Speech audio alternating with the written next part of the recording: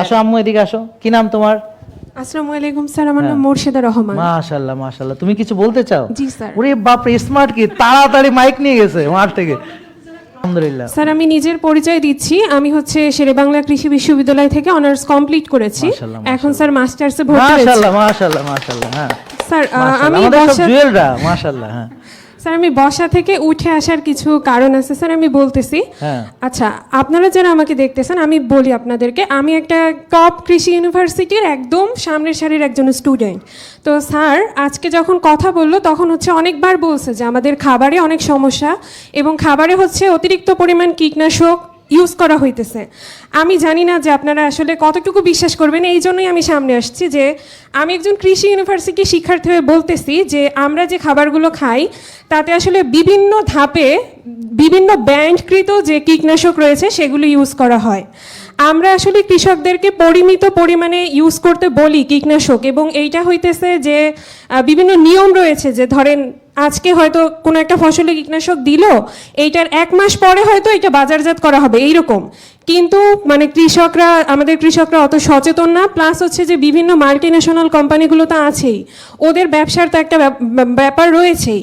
এই কারণে হচ্ছে আপনারা মানে যে সোর্স থেকেই আসলে সংগ্রহ করেন না কেন, আমরা যে শাকসবজিগুলো খাই দেখা যায় সবগুলোই হচ্ছে কন্টামিনেটেড।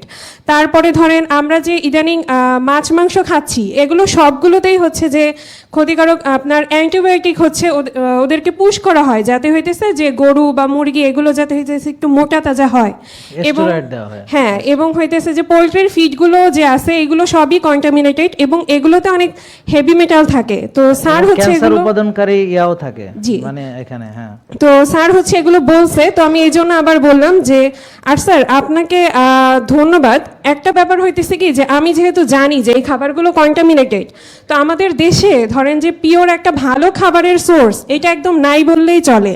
তো এর পরেও হচ্ছে যে আমরা এখানে এসে যে একটা ভালো খাবার পাচ্ছি এবং বিভিন্ন ভালো প্রোডাক্টগুলো পাচ্ছি, আমি এই জন্য স্যারের কাছে কৃতজ্ঞ। আর আমি আপনাদেরকেও বলবো যে হচ্ছে আপনারা আসলে এই ভালো খাবারগুলো যতটা সম্ভব যে খাওয়া আর কি শুরু করবেন, কারণ হচ্ছে যে আপনি যখন খাওয়া শুরু করবেন আপনি নিজেই হচ্ছে একটা ইমপ্রুভমেন্ট টের পাবেন এবং যথাসম্ভব সচেতন থাকবেন।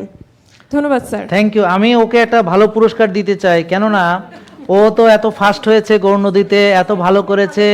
ও একদম গ্রাম থেকে উঠে এসে একটা সেরা ভার্সিটির একটা সেরা স্টুডেন্ট হয়েছে। তা আমার পক্ষ থেকে আগে হচ্ছে ওর জন্য দোয়া, যেটা হচ্ছে সবচেয়ে বড় পুরস্কার।